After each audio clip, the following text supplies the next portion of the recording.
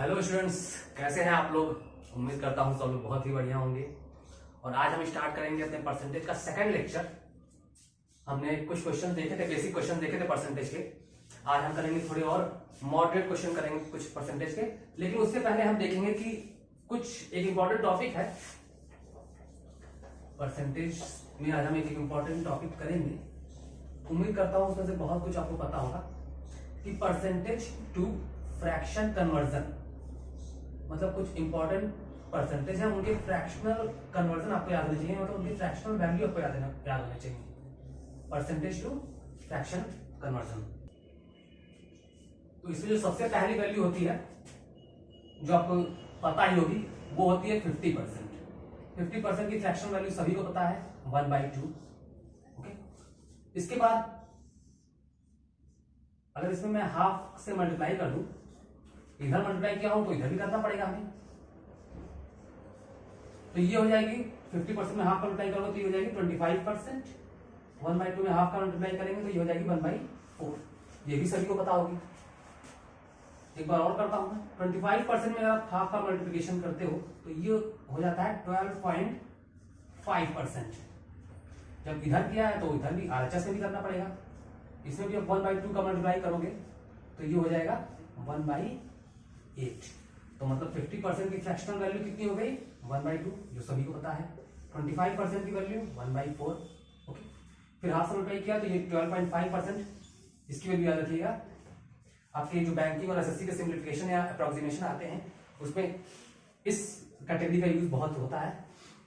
12.5 का अगर हम एक बार और हाफ से मल्टीप्लाई कर दें तो इधर भी आप हाफ से मल्टीप्लाई करोगे तो 12.5 का आधा 6.25%। इसकी फ्रैक्शनल वैल्यू 1/8 में 1/2 से मल्टीप्लाई करोगे तो कितना जाएगा 1/16। ओके, तो ये इंपॉर्टेंट, ये तो पता ही है। ये इसके बाद हम देखेंगे कुछ और फ्रैक्शनल वैल्यू है, उसे भी हम लोग देख लेते हैं। 1/2 हो गया, 1/4, 1/8, 1/16। अब ये वाला जो कैटेगरी है ना 12.5%, इसका आपका पूछा जाता है। जैसे कि 12.5% सभी को पता हो गया कितना होता है 1/8। ओके, अब इसका डेरिवेटिव कैसे, मतलब इससे कुछ मल्टीप्लाई करके तब पूछा जाता है। जैसे 12.5 में आप क्या कर दें 3 से मल्टीप्लाई कर दें तो क्या बन के आता है 37.5%। जब इधर 3 से मल्टीप्लाई किया तो इसमें भी क्या करना पड़ेगा 3 से मल्टीप्लाई करना पड़ेगा। तो 37.5% का फ्रैक्शनल वैल्यू 3/8। ये आपके बहुत सिंप्लीफिकेशन में या DI में आपका बहुत यूज किया जाता है 37.5% वैल्यू। आपने 3 से मल्टीप्लाई किया, अब 5 से मल्टीप्लाई कर दीजिए। 5 से मल्टीप्लाई करेंगे तो कितना बन जाएगा ये 62.5%। 62.5% जब इधर 5 से मल्टीप्लाई किया है तो इधर भी करना पड़ेगा। इधर भी क्या करना पड़ेगा, इधर भी अपने 5 से मल्टीप्लाई कर दीजिए। तो ये आगे इसकी फ्रैक्शन वैल्यू कितनी आ गई 5/8। ये भी इंपॉर्टेंट है बहुत। और 12.5 में अगर हम 7 का मल्टीप्लाई कर दें, 7 का मल्टीप्लाई कर दें तो ये कितना हो जाएगा 12 7 84 और 0.5 into 7 3.5, मतलब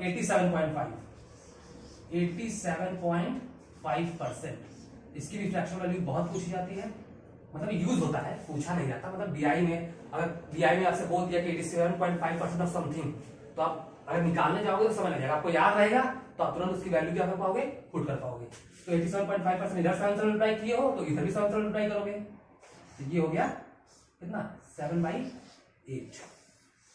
मतलब ये जो 12.5% वाली कैटेगरी है इसमें कुछ ना कुछ मल्टीप्लाई करके आपको फ्रैक्शनल वैल्यू पूछी जाती है, मतलब यूज होता है उसका। तो ये इंपॉर्टेंट है 37.5%, 62.5%, 87.5%।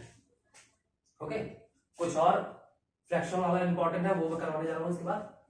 मतलब जैसे कि ये 1/2, 1/4, 1/3, अभी 1/3 वाली कैटेगरी आएगी। 1/3 की वैल्यू कितनी होती है सभी होता है 33.33%। इसकी फ्रैक्शनल वैल्यू होती है 1/3।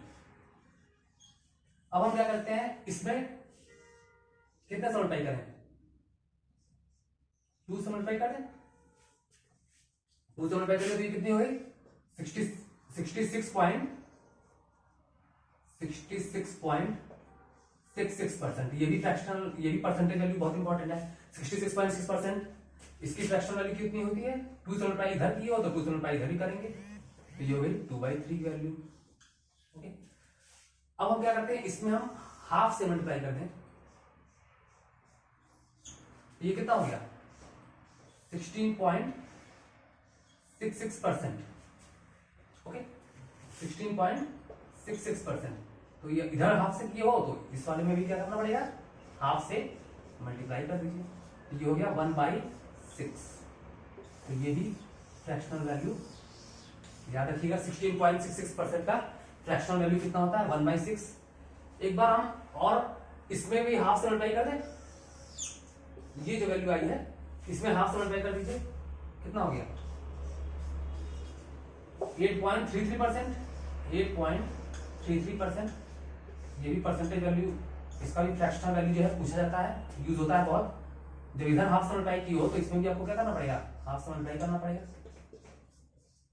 ये हो गया 1/6 इंटू 1 वैल्यू कितना हो जाएगा? 1/12। मतलब कहीं भी 8.33% आपको दिख रहा है तो आप वहां पे 1/12 लिख सकते हो। कहीं भी आपको 16.66% दिख रहा है तो उसकी जगह पे आप 1/6 लिख सकते हो। कहीं भी 33.33% दिख रहा है तो आप उसकी जगह 1/3 लिख सकते हो। ये सब इंपॉर्टेंट क्या है? परसेंटेज है, इनका फ्रैक्शन वैल्यू आपको पता होना चाहिए। कुछ और है उसे भी देखते हैं।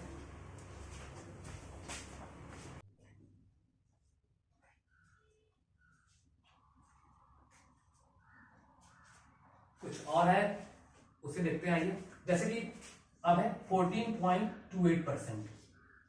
इसकी भी फ्रैक्शनल वैल्यू बहुत इंपॉर्टेंट है। 14.28%। इसकी फ्रैक्शनल वैल्यू कितनी होती है? 1/7। 1/7 इसकी अभी फ्रैक्शनल वैल्यू होगी। अब इसमें हम क्या करते हैं? 2 से मल्टीप्लाई कर दें तो ये हो जाएगा कितना? 28.56%। इधर 2 से क्यों हो तो इधर भी 2 से कर दोगे, तो ये हो गई 2/7। तो 14.28% इसकी फ्रैक्शनल वैल्यू याद रखिएगा। 28.56% इसकी फ्रैक्शनल वैल्यू याद रखिएगा 2/7। मतलब ये 1/7 वाली कैटेगरी हो गई। अब कैसे पहचानोगे, कैसे याद करें? देखिए, आपको ये जो डिनोमिनेटर में नंबर दिख रहा है 7, इसी का मल्टीपल यहाँ पे है 7 × 14। और एक चीज यहाँ पे ये भी नोट कीजिए, देखिए जो आपको डेसिमल के पहले जो नंबर दिख रहा है 14, डेसिमल के बाद उसी का क्या है? दुगना है, 2 टाइम्स है। तो 14.28%। एक याद कर लीजिए, उसके बाद आपको याद हो जाएगा। जैसे 14.28% 7 का मल्टीपल है तो मतलब डिनोमिनेटर में क्या आएगा? 7 आएगा, तो 1/7। अब आप क्या कीजिए, 2 से मल्टीप्लाई कर दिए, 28.56 दिख रहा है, आप एक वैल्यू याद कर दिए 14.28, तो मतलब इसका दुगना है, तो इधर क्या हो जाएगा? दुगना हो जाएगा। 1/7 का दुगना 2/7। ओके, अब इसी में आपसे 3 से मल्टीप्लाई कर दे, 4 से मल्टीप्लाई कर दे। 3 से मल्टीप्लाई करोगे तो ये कितना आ जाएगा? 42.884%। जब इधर 3 से मल्टीप्लाई की हो तो इधर भी क्या करना पड़ेगा? 3 से मल्टीप्लाई करोगे तो ये वैल्यू हो जाएगी 3/7। तो इसकी भी फ्रैक्शन वैल्यू बहुत इंपॉर्टेंट है कि 42.84% का कहीं आपको दिख रहा है तो उसके जगह पे आप क्या लिख दोगे? 3/7। अब इसमें एक हाफ से मल्टीप्लाई कर लेते हैं हम। कितने से? हाफ से। तो हाफ से मल्टीप्लाई करोगे तो ये कितना बन जाएगा? 7.14। 7.14%। 7.14%। इधर जब इधर हाफ से मल्टीप्लाई की हो तो इधर भी हाफ से मल्टीप्लाई करोगे। हमने क्या किया? इधर भी हाफ से मल्टीप्लाई कर दिया,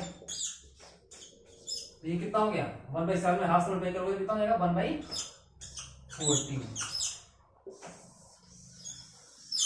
तो मतलब 7.14% कहीं आपको दिख रहा है तो तुरंत लिख दोगे क्या है वहां? क्या है? 1/14। ओके,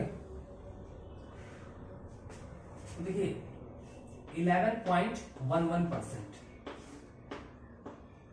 11.11% की वैल्यू आप याद रखिएगा, इसकी वैल्यू होती है 1/9। ओके, और इधर मैं 1/11 वाली कैटेगरी दे रहा हूं।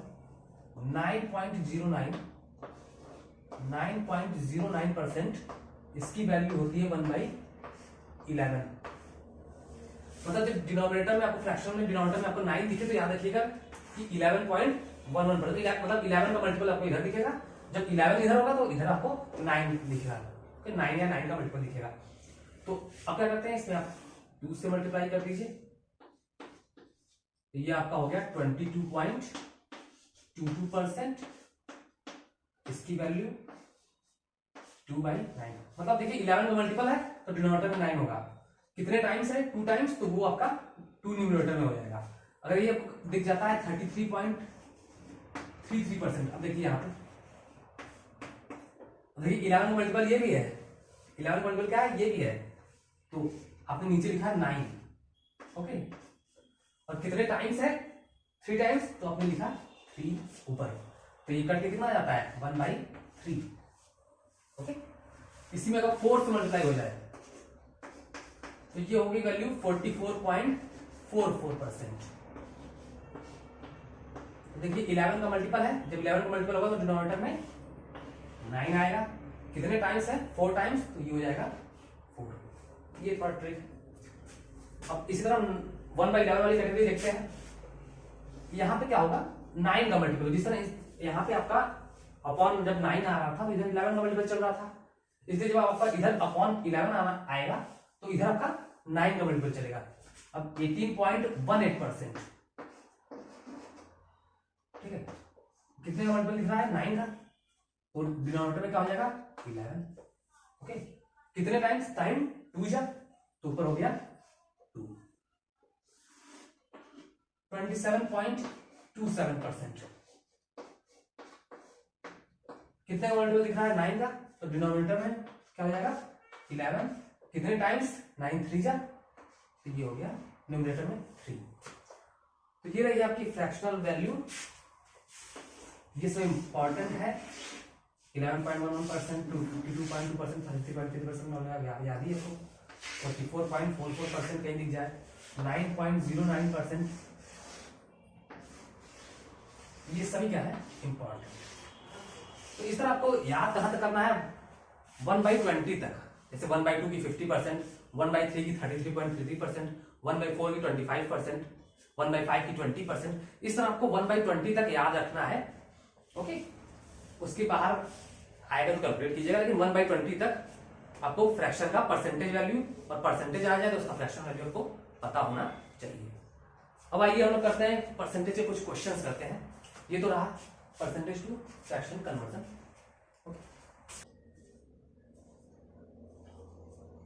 आइए कुछ और बेसिक कॉन्सेप्ट हम लोग सीखते हैं यहाँ पे, जैसे कि आपसे कह दें कि A is 50% more than, A is 50% more than B। तो अगर हम A रेशियो B लिखना चाहें तो कैसे लिखेंगे, तो देखिए आपको क्या लिखना है, ये चीज इंपॉर्टेंट है 50% मोर। तो देखिए कोई भी नंबर खुद का कितना होता है 100%, ठीक है, और अगर कोई दूसरा नंबर उससे 50% ज्यादा है तो मतलब हम कह सकते हैं कि A क्या है, उस नंबर का कितना है 150%, मतलब इस नंबर ये नंबर खुद का कितना है 100%, ओके, और उस नंबर से ये नंबर कितना ज्यादा है 50% ज्यादा है, तो 50% मोर का मतलब हो गया 100% प्लस 50%, मतलब कि 150% हो गया। A जो है वो B का कितना हो गया 150% हो गया, और 150% की वैल्यू क्या होती है, अब फ्रैक्शन वैल्यू लिखने चलोगे 150% की वैल्यू क्या हो जाएगी 150/100, तो ये जाएगा 53 या 52 जा, तो यहां से आप A रेशियो B लिख सकते हो 3:2, मतलब आपसे कहा है कि A is 50% more than B, तो इसका मतलब A इज 150% ऑफ B। आपसे कहा था कि A is 30% less than B, A is 30% less than B। तो मैंने वही बताया कि कोई भी नंबर खुद का क्या होता है 100%, और उससे ये वाला नंबर क्या है 30% लेस है, तो आप 100% में से 30% लेस का मतलब 100% माइनस 30%, मतलब A जो है वो B का कितना है 70% है, ठीक है। तो A रेशियो B आप लिखने चलोगे तो लिखोगे 70% का फ्रैक्शन वैल्यू कितना होता है 7/10, तो हो गया 7:10। ये छोटा सा कॉन्सेप्ट, बेसिक कॉन्सेप्ट जो आप लोगों को पता ही होगा, मैंने ये बता दिया। आइए हम लोग क्या करते हैं, क्वेश्चन करते हैं। तो आइए अब हम एक बेसिक क्वेश्चन देखते हैं। ओके, जो हमने अभी कॉन्सेप्ट सीखा है उसका यूज करते हैं इस क्वेश्चन में। क्वेश्चन कह रहा है कि Aman's monthly income is 37.5% less than Anmol. कोई है अमन, हमारे फ्रेंड कोई है अमन, उनका मंथली इनकम जो है वो अनमोल से, अनमोल भी हमारे फ्रेंड है, उनसे 37.5% लेस देन है, मतलब लेस है।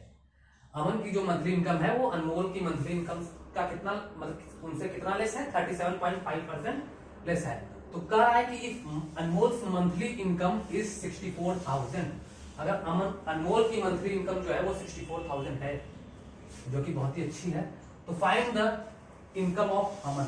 अमन की इनकम निकालिए, अमन कितना उनकी मंथली इनकम है। तो देखिए हमें कुछ ज्यादा पढ़ना है, ये बस ये याद रखिए 37.5% लेस। अभी मैंने बताया 37.5% लेस का मतलब क्या हो गया, सॉल्यूशन मैं आपको यही बता दे रहा हूँ। 37.5% लेस का मतलब 100% में से आप 37.5% माइनस कर दो, ठीक है। मतलब जो अमन की मंथली इनकम है वो इतना परसेंट होगा अनमोल का, ये वैल्यू कितनी आएगी, 100% माइनस 37.5% आप करोगे तो ये आ गई 62.5%, ठीक है। 62.5%, मतलब कहने का मतलब है कि जो अमन्स इनकम ध्यान से देखिएगा, अमन्स इनकम कितना हो गया, 62.5% of Anmol's income, 62.5% of multiplication Anmol's income, और अनमोल्स का इनकम क्वेश्चन में आपको दे रखा है कितना, 64,000।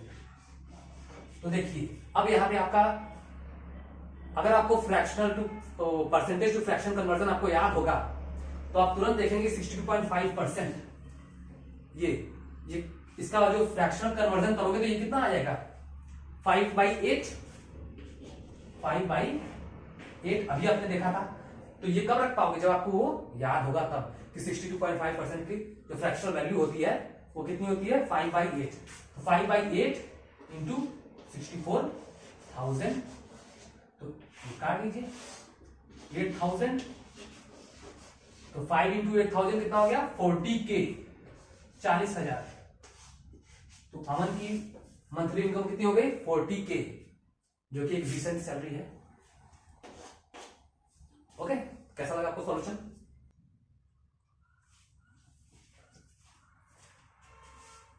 तो आइए अब हम क्वेश्चंस का लेवल बढ़ाते हैं और एक क्वेश्चन और देखते हैं, हो सके ये क्वेश्चन आखिरी हो इस सेशन में। क्वेश्चन पढ़ता हूं क्या कर रहा है। क्वेश्चन कर रहा है कि Amay spent 25% of his income on an insurance. हमारे फ्रेंड है अमय, वो क्या कर रहा है, वो 25% of his income on insurance, मतलब कोई इंश्योरेंस ले रखा होगा उन्होंने, LIC या कुछ भी, तो उस पर वो कितना खर्च कर रहा है, 25% ऑफ हिज इनकम। आगे क्या कर रहा है, 33% ऑन फूड। अब देखिए ध्यान रखिएगा, परसेंटेज में इस फ्रेमिंग के दो क्वेश्चन आते हैं, 2 kind of questions are asked of this category. Okay, पहला तो मतलब पहला लाइन तो सेम रहेगा कि इतना परसेंट इस पे, किसी कोई चीज पे है उस पे इतना परसेंट खर्च कर रहे हैं। आपको दूसरे लाइन से ध्यान देना है कि दूसरा लाइन क्या कर रहा है। यहां पे आपको कर रहा है 33% ऑन फूड, तो दूसरी फ्रेमिंग होती है वो बोलता है 33% ऑफ रिमेनिंग ऑन फूड। तो यहाँ पर रिमेनिंग वर्ड जो है वो नहीं है। ओके, रिमेनिंग होता तो हम उसको किसी और तरीके से करते, लेकिन आपने यहाँ पे 33% है, तो आप मतलब ये ध्यान देना है कि आपको क्या मतलब बोल रहा है कि जो बच रहा है अमाउंट उसमें से 33% या जो आपका इनकम था उसी। तो यहाँ पर रिमेनिंग वर्ड आपको नहीं दिख रहा है, इसलिए मतलब जो इनकम है उसी का 33%, मतलब 25% वो इंश्योरेंस पे खर्च कर रहा है, 33% जो है फूड पे खर्च कर रहे हैं, 19% on his wife. Oh great, मतलब कि 19% जो है वो मंथली इनकम का अपने वाइफ पे खर्च कर रहे हैं, एंड 14% ऑन रिक्रिएशन, मतलब मौज मस्ती कुछ भी कर रहे हो वो उस पर 14% खर्च कर रहे हैं। आगे क्या कर रहा है क्वेश्चन कि he deposit the remaining amount of ₹5040 in the bank. मतलब जो उनका रिमेनिंग अमाउंट जो बच रहा है, इतना सब कुछ खर्च कर देने के बाद जो उनका रिमेनिंग अमाउंट कितना बच रहा है, ₹5040, वो हमें जो है वो बैंक में डिपॉजिट कर दे रहे हैं। क्वेश्चन पूछ क्या रहा है कि how much amount does Ameya spend on his wife, मतलब उनके वाइफ पे मतलब एक्सपेंस क्या आ रहा है, ये आपको निकालना है। बहुत ही बढ़िया क्वेश्चन है। तो आइए मुझे रब करना पड़ेगा। 25% है इस पे 33% है, उस पे 19 है, फिर लास्ट में 14। ओके, तो आइए सॉल्यूशन देखते हैं। तो अमेय अपने इंश्योरेंस से कितने परसेंट वो खर्च कर रहे थे, 25%। यहां लिख देता हूं ये। ओके, फूड पे खर्च कर रहे थे वो 33%। ठीक है, फूड पे खर्च कर रहे थे 33%। वाइफ पे खर्च कर रहे थे 19%। 19% तो उनके वाइफ पे जो उनका एक्सपेंसेस था 19% अपने इनकम का उस पर खर्च कर रहे थे, और जो 14% बच रहा था वो 14% रिक्रिएशन और मस्ती में खर्च कर रहे थे। तो हम क्या करते हैं, हमें इनकम को अपनी तरफ से मान लेते हैं। कितना कितना मान लें, 100 मान लें, 100 मान लेते हैं। आप 100x भी लेके चल सकते हो, 100x भी लेके चल सकते हो, उससे भी आंसर आ जाएगा। मैं 100 मानता हूं।